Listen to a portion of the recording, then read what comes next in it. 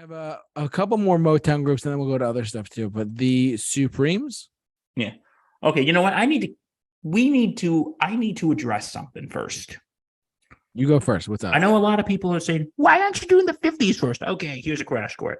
Of course, rock and roll starts, Elvis Presley, King of Rock and Roll, Carl Perkins, Bill Haley, Rock Around the Clock.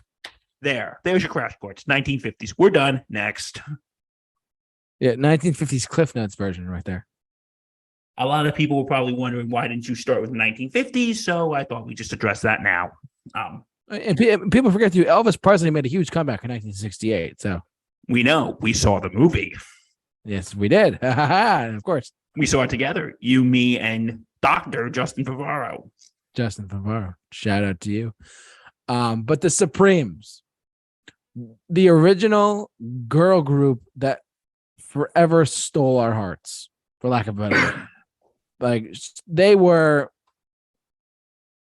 phenomenal when they were together. Diana Ross and just Baby Love and you Can't Hurry Love. Like, they had like tons of hit songs. Like, you go through their catalog of just songs. Stop in the Name of Love before you break my heart. Come on. How much better can you get than that? Literally one of the best female groups of all time. No doubt. I agree. I'm not even debating you on that. They started the girl groups. I mean, like the Destiny's Child and Mariah Carey and all these other 90s and 2000s artists look up to people like Diana Ross. If it wasn't for them, we wouldn't have Destiny's Child. We wouldn't have Beyonce. We wouldn't have Beyonce. We wouldn't have like Rihanna or anyone else like that, because those artists look up to the previous artists, the previous generation of people, like even like Whitney Houston. Even Whitney Houston look up to them. Come on. So they are the reason why these, not just girl groups, but Black girl groups, once you think about it.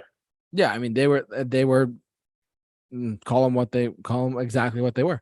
They were a female group that were Black. And at the time, too, like, you got to forget this too. This is the 1960s. I mean, there was still a lot of stuff going on. We're not going to get into it, but like, there was a lot of stuff going on in the world still. No, because segregation was still a thing at this point.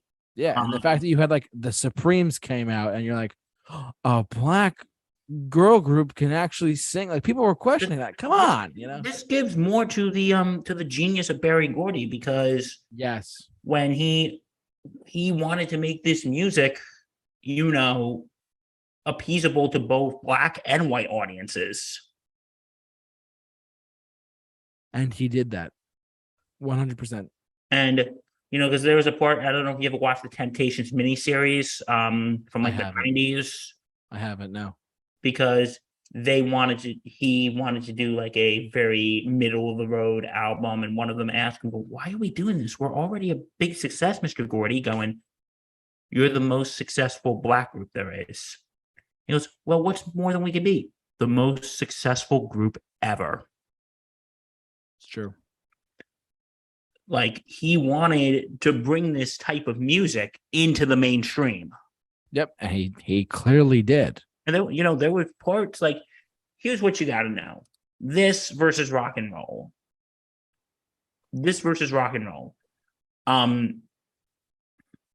When Black folks played this music, it was considered R&B.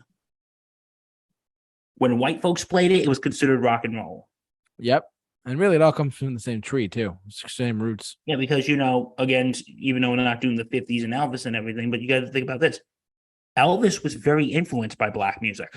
Oh, 100%. If just really quick, if you want to watch a really good documentary, one of the best documentaries I've seen in a long time was actually called Elvis Presley, The Searcher. They delve into his roots so much in that thing. And what Bill just said is true. They talk about him and his influence with the Black artists, the blues artists of the 1950s. And him and B.B. King were actually really good friends. That's 100% true. I mean, you would think, oh, what is a white guy doing with a Black guy? Back then, you're like, what? There's a lot of the stuff. But nowadays, you're like, it's whatever. Because a lot of, because like, for instance, the big song Hound Dog, Big Mama Thornton, was originally done by a Black artist, Big Mama Thornton. A lot of his songs were all covers too of Black artists. And so, yeah, so like Elvis was very influenced by black music. But that's the same here. Like rock and roll had a lot of African American influences. Absolutely. And and excuse me. Um but yeah, And Barry Gordy picked up on all that and he made fantastic groups out of them. because you know what? He knew, and it wasn't selling out. He was like, you know what? We want to make this music that he wanted to say, you know what? We can make this music appealing to white audiences just as we can to black audiences. And they succeeded. And that's why I think Barry Gordy is one of the biggest geniuses in the in music industry history. Absolutely. Is I put him up there. He's one of the he is the man is a freaking genius.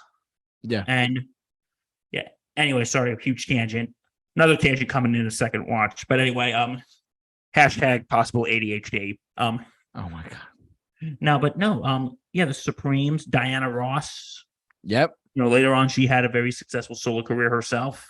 She sure did. You know who she was very good friends with? Who? Even though she was much older than him. And we'll probably talk about him when we get into the 80s, but he kind of started in the 60s in Motown. The Jacksons were definitely, we'll talk about that in the 70s because they were like with the last big Motown group that really hit it out out of the park. Diana Ross and Michael Jackson actually grew to be very good friends, even though she was much older. I think Michael actually had like a crush on her when he was a little kid. Oh, wow. And they became such good friends. Here's an interesting fact. When he died, he actually named him secondary. He actually named Diana Ross secondary guardian to his kids in case his mother was unable to do it. Wow, that's something right there. Yeah, that's something. Yeah, but yeah, the Supremes, they are an amazing group.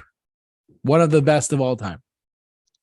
Stop in the Name of Love, great song. Yep. You Can't Hurry Love, Beach Boy, or Beach Ball, whatever it's called. I forget. There's so many other great songs that they had so many hits, so many great songs. Can't recommend it enough.